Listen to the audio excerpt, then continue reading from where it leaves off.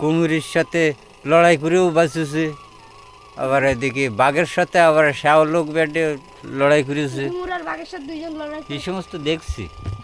ওই দেখে শুনে বসবাস করতে হয়। এই যে সাপ টাপ এরকম কিছু আসে না? আসে, অনেক সময় আসে।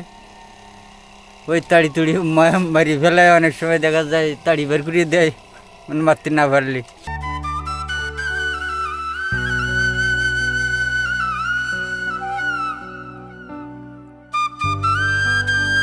বন্ধুরা 2-3 ঘন্টা এই ঝুলন্ত পানি প্লাবিত এই গ্রামটি দেখানোর চেষ্টা করেছি, আমিও দেখেছি। অনেক সময় ভালো লেগেছে, অনেক সময় কষ্টও লেগেছে।